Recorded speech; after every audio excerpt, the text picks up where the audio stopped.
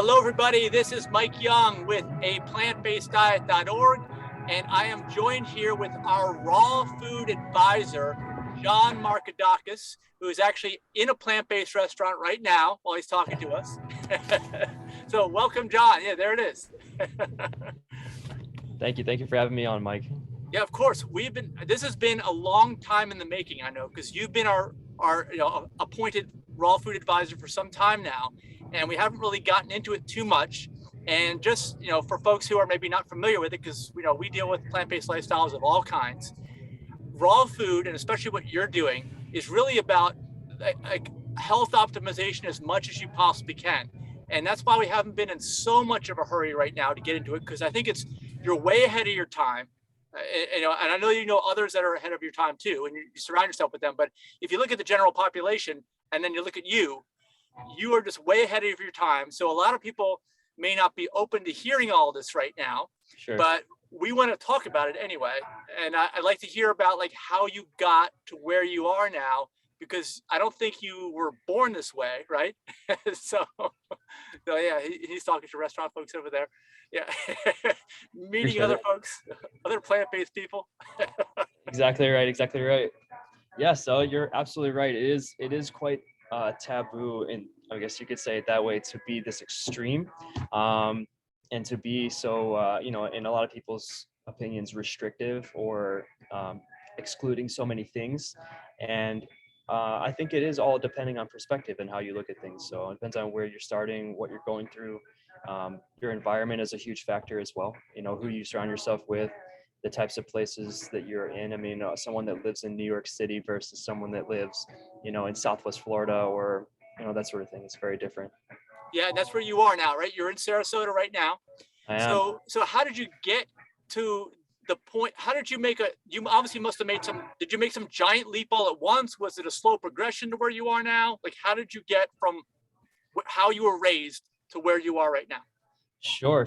So I'll kind of summarize my earlier years, and then transition into the time I guess I was whole food plant-based, and then explain why I did make the leap over to the more raw foods, and in that regard. All right. As a child, I had a lot of digestive issues. I had a lot of skin issues. My mother would give me mineral oils and laxatives. I had a lot of issues just in general with allergies. I was getting allergy tests all the time. Those panels where they put on your back and they prick you with 20 things to figure out what reacts with you. I had food allergies, things from outside, all kinds of things. I was a mess as a child. I was constantly sick. I had sinus infections all the time, bronchitis, strep throat, colds, flus. Sinus infections were pretty much just a consistent thing for me. I had a sinus infection that would just roll into another sinus infection. And I actually, a couple of years ago, I was cleaning up my tax files and just paperwork and things, and I'd found my box of medical receipts, and it blew my mind now looking back. I was looking at the dates and how frequently I was actually going and getting prescription antibiotics and steroids and over-the-counter Tylenols, Excedrins. Blew my mind. I had horrible migraines as a child. I suffered from, they were debilitating. I would be in school, first, second, third, fourth grade, whatever, in the nurse's office, couldn't see. I had to close my eyes. I was sensitive to hearing and sound, and I would literally get picked up and taken home because I couldn't function. I had headaches that bad. So a lot of things I had, people would say, oh, well, that's normal. You're going to have this or you're going to have that.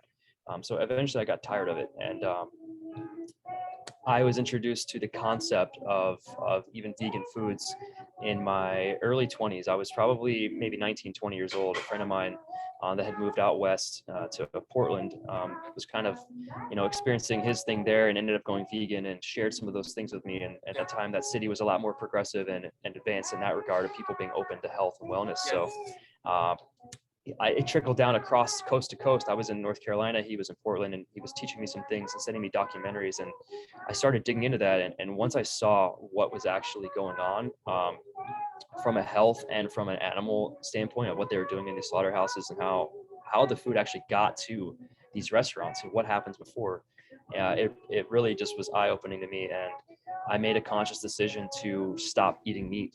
And I had already stopped eating dairy because I was highly sensitive to that. I would get just really sick I would put coffee in my milk, and I would think that it was the coffee making me really horribly feeling like right away, and it was actually the milk. So I had stopped doing that. I transitioned to do it, like at the time I was drinking just like black coffee or smoothies without milk. It was just kind of other things like that. So once I went that route, I got rid of the milk, got rid of the meat instantly. I overnight stopped eating meat. I was like, no more. I binge watched just about every documentary that was out at the time. What year was this? Yeah, this was like 2015, 2016 for me. All right. So that's about. There was a lot of really profound documentaries out at the time. I can't remember exactly. It was probably What the Health was a big one. Yeah, What the Health was a big one. There was another one. I don't know if it was Dominion or no. That one's probably more recent, but there was a few. So I watched them all, and all of them back to back within like a weekend, and it freaked me out. So after that, I was like, okay, I was angry, I was frustrated. I was like, we've been lied to, we've been tricked. This isn't actually what we need as people. I mean, it's all documented there that we actually are harming ourselves by doing this. So anyways, I moved past through that. I went to whole food plant-based, and I did that for, I want to say about 5 years. Maybe about 5 years. I was really clean, doing steamed vegetables, quinoa, broccoli, rice, beans at home, minimal ingredients. I mean, cut down on like my oils and my salts and things. I'm still using them at the time. What did you see during that time frame? What did you see in terms of where your health was? Did it improve? Oh yeah, my health definitely improved. My headaches went away. I stopped getting sick. I had a lot less congestion. I wasn't great, but I was doing much better. Now looking back at it, I can reflect and say I wasn't great. When I look at photos of myself, I can still see like the swelling. I still had like a lot of extra weight and things like, at the time, like in just my face and stuff like that. So, I did that for a while, and I felt really great from what I thought was the best I could feel. And then out of curiosity, I started reading more about nutrition, and I realized how much of what I was eating at the time was still highly processed. Right.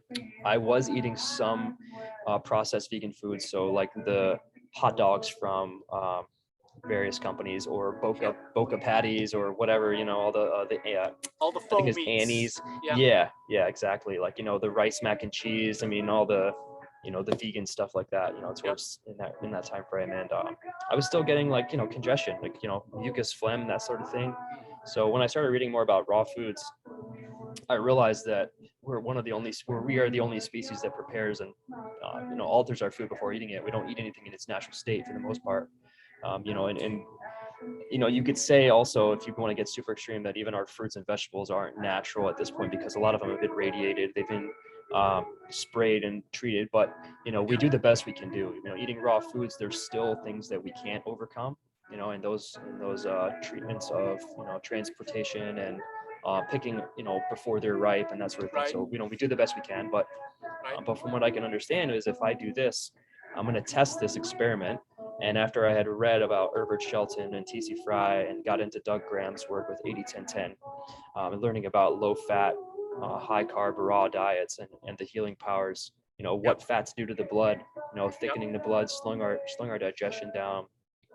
Let me pause for a moment, if I can, and mention that I think that what you're describing in this process here, this time frame, is like a transition from almost like food-like products to food, right? Even though you were eating plant-based, it's still, and I know that's a theme in these documentaries that you mentioned, probably like in addition to What the Health, there's Forks Over Knives, Plant Pure Nation, these types of things. There's that difference that they try to indicate between food-like products and food, which is, like you point out, is food is grown, right? Yes, very different. Plant-based, I like to refer to as a plant, like as a processing plant, if you think of it that way. Because a lot of these plant-based regimens or routines, they end up involving lots of tofu and a lot of seitan and processed things, and still wheat products, breads, bagels. So those types of foods are not going to help you heal. They might be better than alternatives, and I'll give people that there are transition periods to go through to get to a better place. So I'll never knock somebody for making the choices they make to eat those things.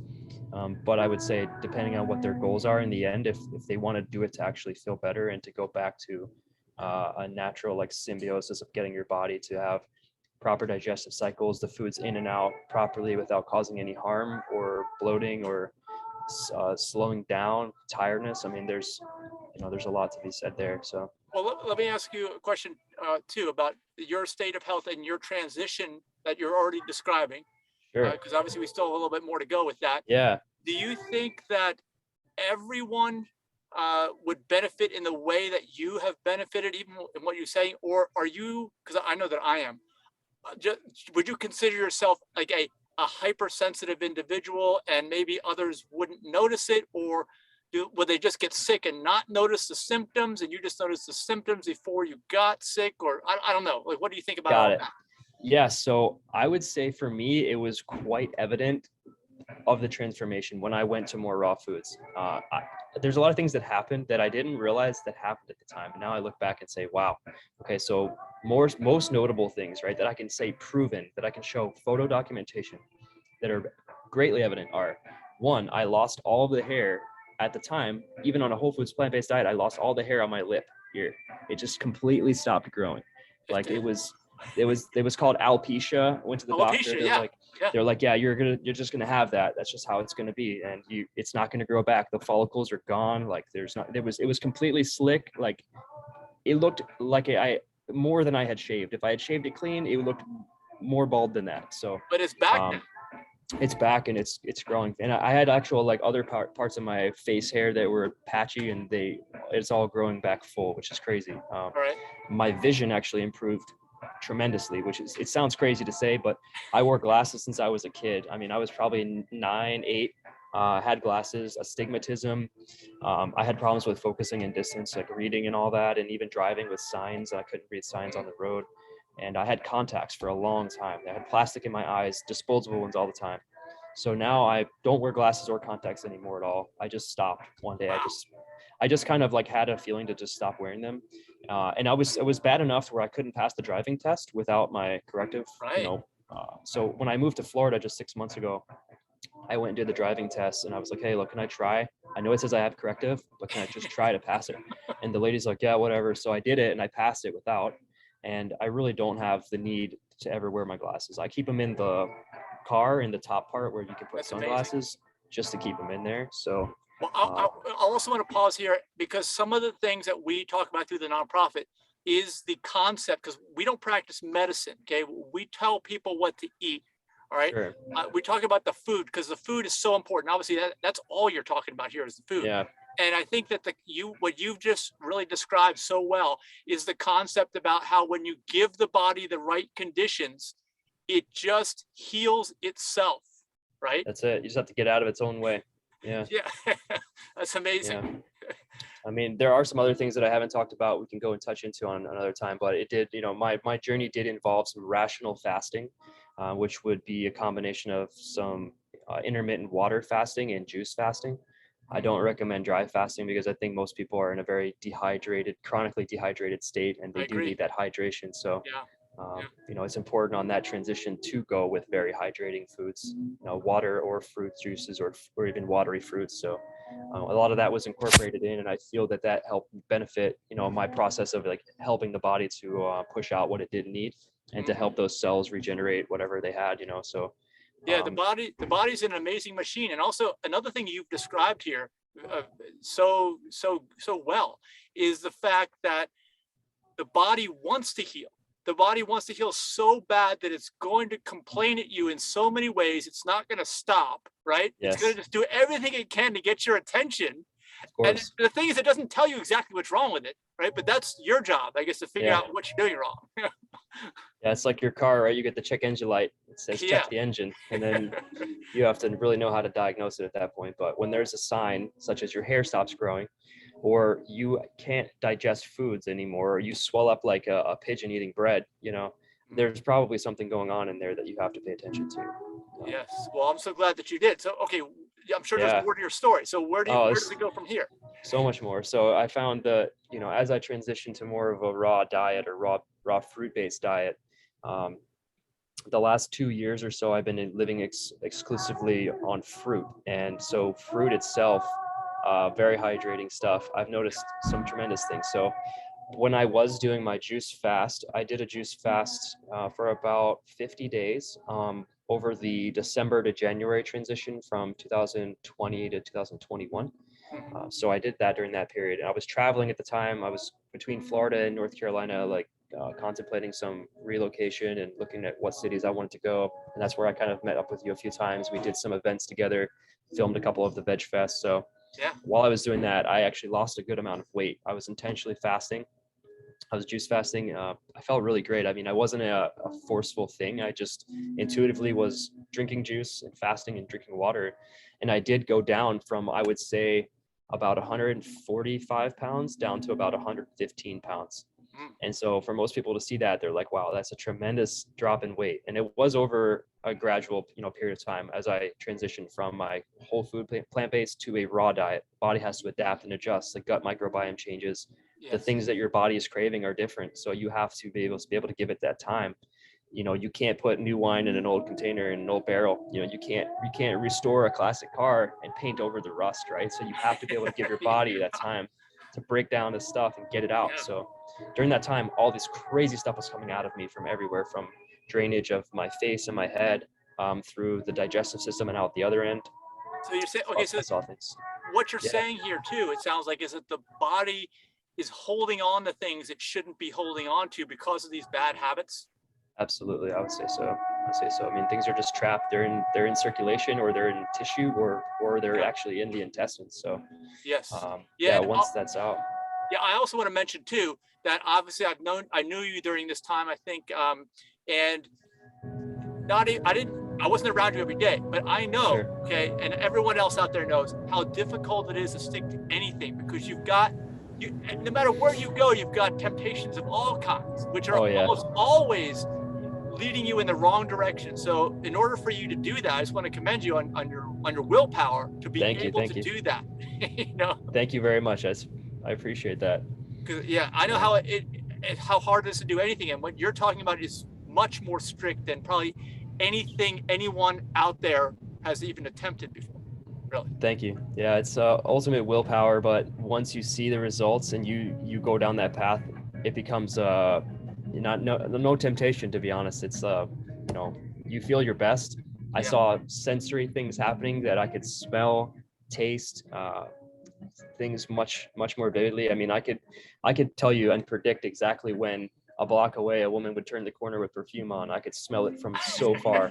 I was highly sensitive to any cleaning products, fragrances and things like that. Anything artificial or man-made would really I was hypersensitive to, almost like an animal. When like a cat or a dog can smell something from far away, you're like, how in the world, or they hear things. That's how you get almost. It's like an extra sensory feeling, and you feel very connected. Well, you bring the whole other concept into this. Like I've been thinking, like shampoos, deodorants, all these different things that people use. I mean, I feel like the average person is so surrounded and almost saturated in chemicals from all directions. You know what I'm saying? I know what you're saying. I understand what you're saying. I think the average person, though, still has a hard time understanding that, because they are so just like swimming in a pool of chemicals all day long. You're not going to notice anything else, right?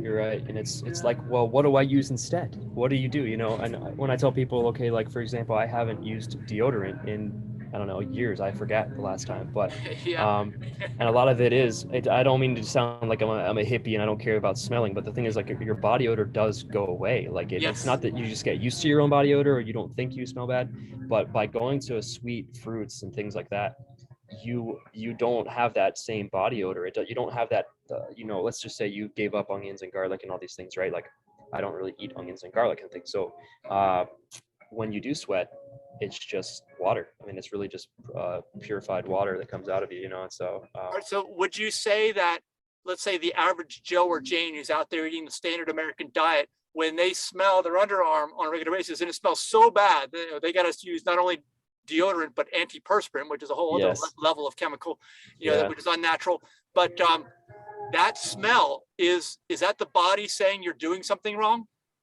I would say definitely so. It's the body literally rotting on the inside. A lot of that is fermented and backed up digestive or lymphatic fluids, things like that.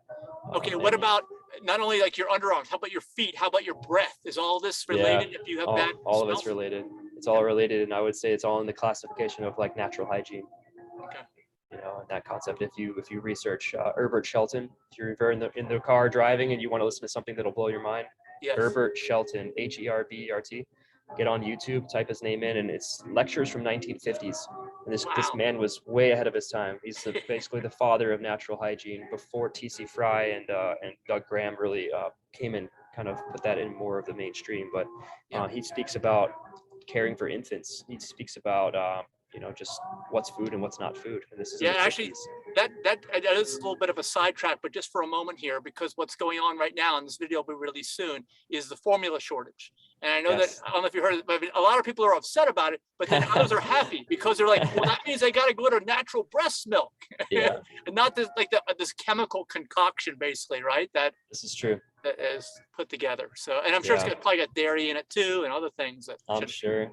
Yeah, the thing with that is it's like it opens up another can of worms. Is, well, why aren't women producing the milk in the first place? Are there hormones not effectively working to create what they need? I mean, we've seen some of that, so that's a whole nother topic. But I hadn't thought about that. So that's another. It could be another sign. Like if a woman has just had a baby and is not producing milk, that, I'm just guessing, tell me if I'm wrong, could be a sign that the body is saying, you've done something wrong for a long time now. I'm telling you to stop, and I'm getting your attention now, because something's not working. Yeah, endocrine disruptors and hormone blockers and all these things, it's but people aren't paying attention to what the body's saying, to the body complaining, right? Once again, we're treating the symptoms. We're chasing symptoms again. Okay, we need formula. Why? Well, we don't have breast milk. Well, why don't we have breast milk? Well, the women won't produce milk. Well, why won't women produce milk anymore? So, we're not asking the right questions. We're just trying to solve the problems, and there's really no shortcuts. Right. So this is so deep, right? That's what I'm saying. Like, we have a lot to talk about here into the future, and hopefully, if you're out there watching this right now, we're getting you to think. Okay, that's the most important thing, right? Don't just accept the way things are as that being normal. I guess it is normal. Well, what is normal, right? I mean, normal is sick, I think, for the most part. Normal is an average of the environment that you're in, I guess. You can consider that. Yeah, and that's why I say, like, I look around, like, I'm 52, and I'd say that almost everybody I know my age has some type of chronic illness. Sure. Right? And so I don't, but because of that, I'm abnormal. It's a good way. It's a good way to be. Yeah, I'm with you on that 100%. So I think where I left off on the weight loss and the weight gain, I would like to just touch on the fact that, it is possible to rebuild completely on fruit. It is 100% possible. It's sustainable for the long term. And I think that they can do it properly, but environment is a huge factor. I think every time you have an external stimulus, a temptation, that's where things get difficult, where you're actually internally fighting it. And I've caught myself doing a lot more of that as of recent, because I have relocated to a place now in Florida where I have new friends, new environment.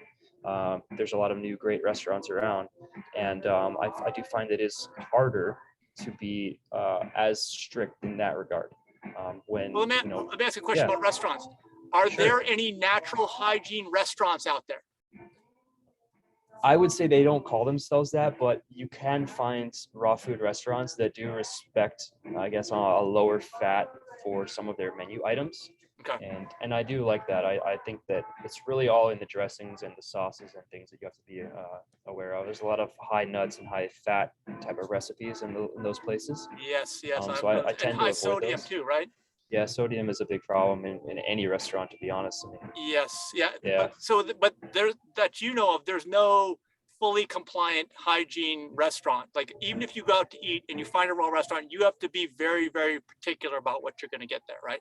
You'd have to be mindful, I would say. I mean, the safest thing is juice bars. I mean, to go to a juice or a smoothie bar and then not get nut milks for the basis, I think that's really, if you can opt for coconut water and a fruit smoothie, I mean, things like that would be most ideal. And the juices, of course, juices are all going to be low fat. They're going to be great, hydrating. So, okay. Very good. Well, let me ask one thing, because something that I talk about a lot too. People ask about, like, where do you get your protein? I say, where do you get your fiber? What about juice? Because juice has most of the fiber, if not all of it, removed.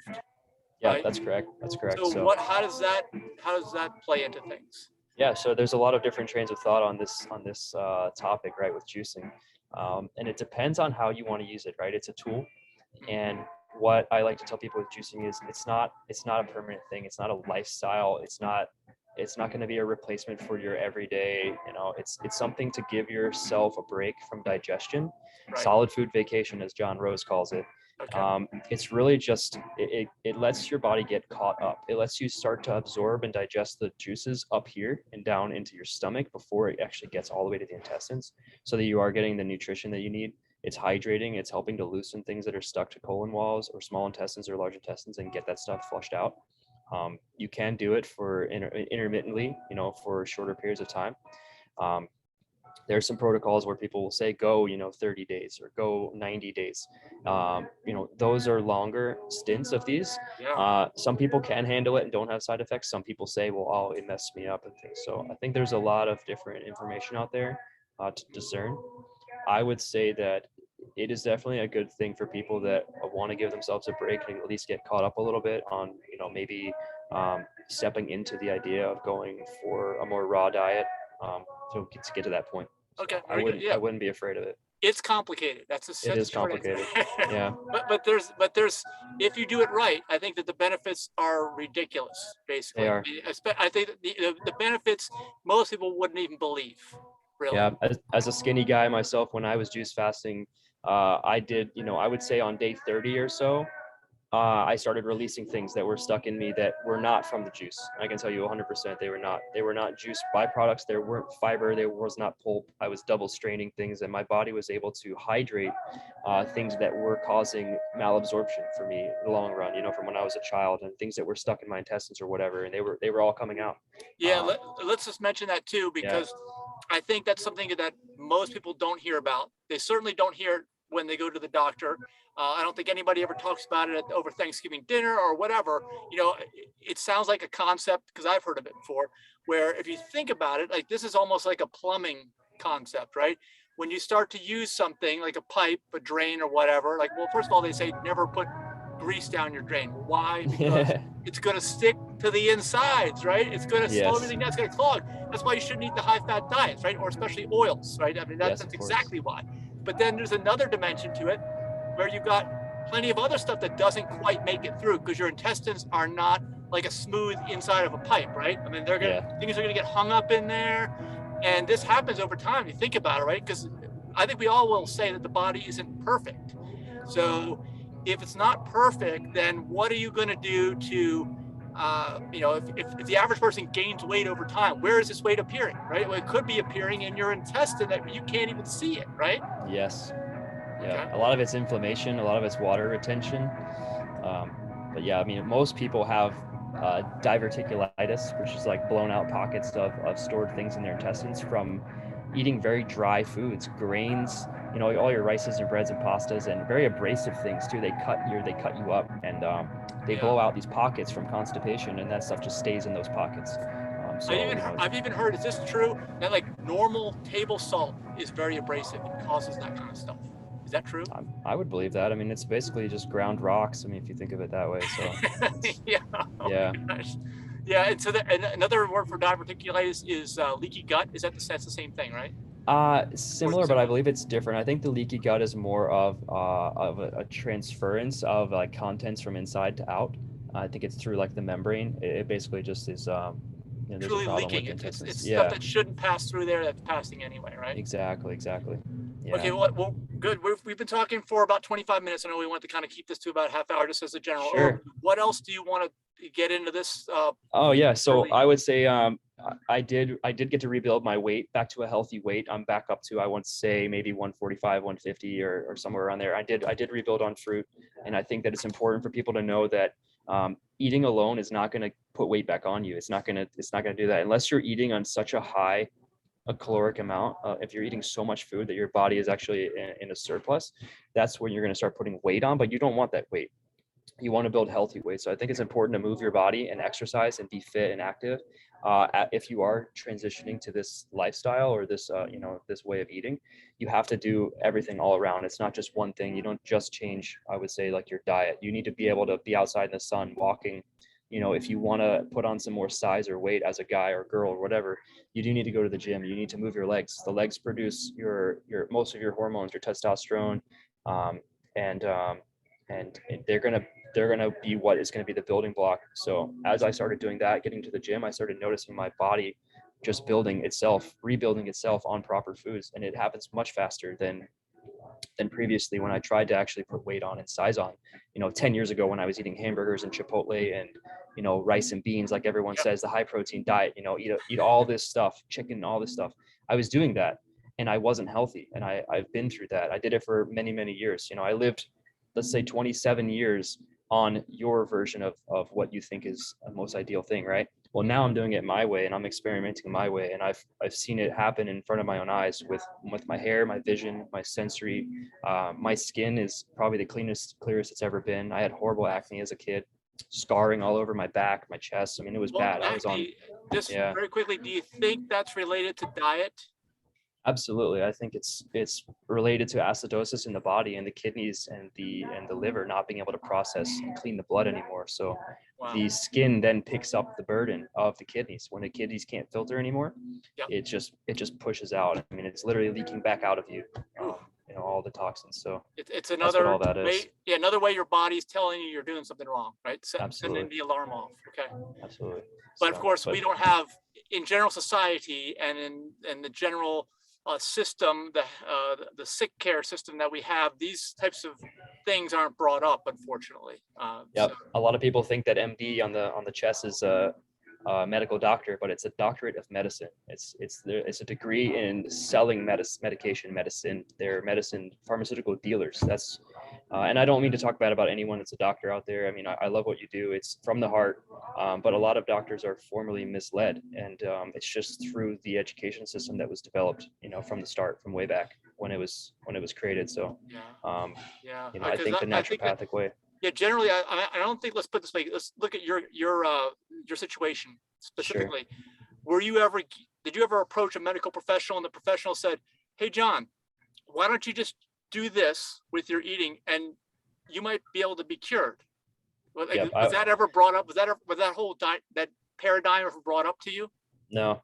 I went to several different types of modalities for as far as diet. I mean, as far as doctors go, I mean, I went for a lot of different issues at the time when I had them. I actually had problems with numbness and tingling in my legs from some nerve issues that I had experienced long ago from different things, pinched nerves in my back and car accidents and all that. And they pretty much told me, "I'm sorry, you're just going to have that. There's no way to figure that out." So a lot of those things are gone for me. My body's regenerated in many ways that I would have to sit and think about actually what problems I had prior, because I don't have any now. So it's hard I get these flashbacks of like, oh yeah, I used to have that pain in my shoulder and it's gone. Or and it shouldn't. I was thinking it wouldn't be overnight. Like the cure obviously wasn't overnight. No. And I think that when I hear anyway from looking around, some folks say, scientists, that your body regenerates completely regenerates once every 7 years. I think every cell is replaced in that time frame, right?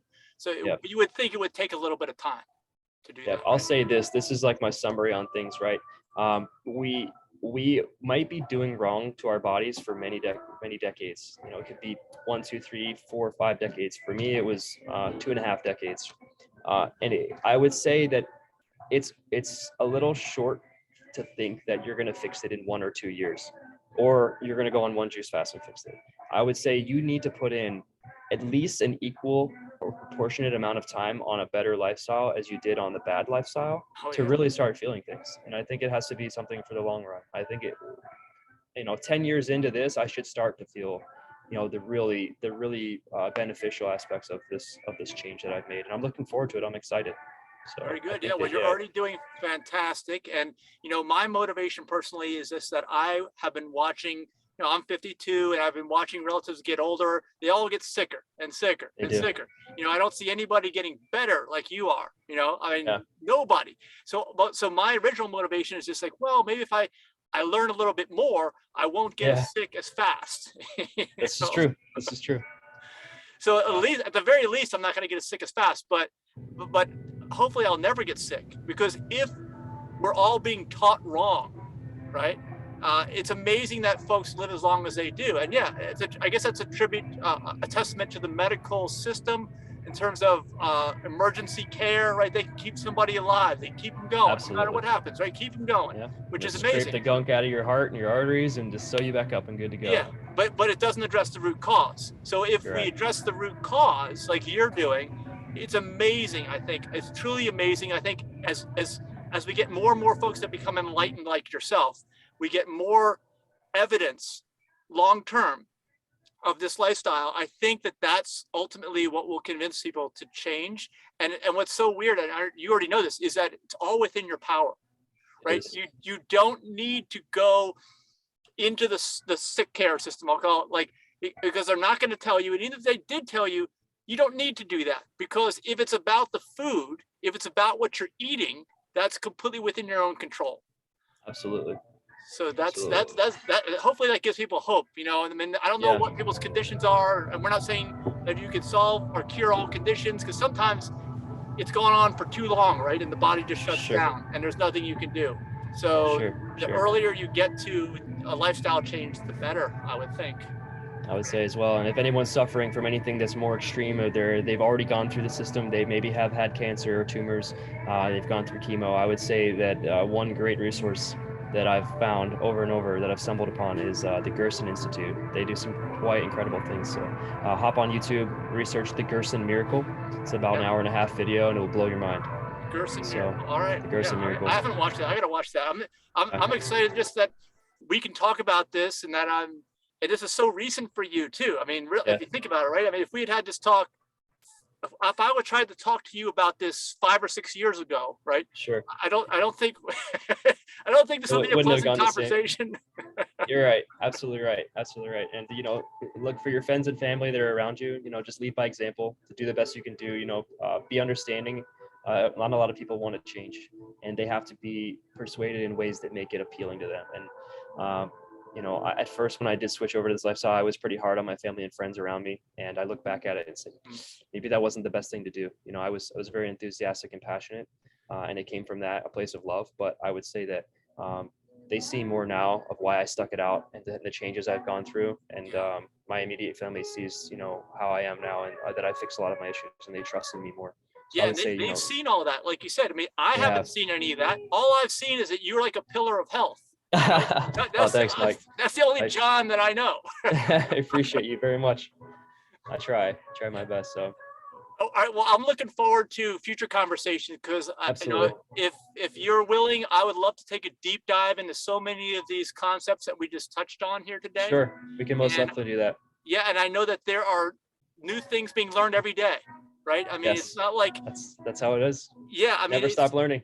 That's right. And it's positive stuff. Like it's not like we're going to fight cancer. Like there's not like a battle going on. Right. I mean, it's just like, it's like we just need to return to what our body has desired all along. Right. It's absolutely true. Just get out of its own way and let it do its thing. Support it, stay hydrated, drink, be in the sun, and we grow like plants and we fix ourselves. So. Yeah. All right. Awesome. Well, thank you so much again for talking. I look forward to talking again, and enjoy, because I'm up in Northern Virginia today. You're down in Florida. Enjoy the Florida weather and the Florida lifestyle down there. Absolutely. I'll be at the beach right after this. So. Okay. All right. Take care, everyone. Bye. Bye-bye, Mike.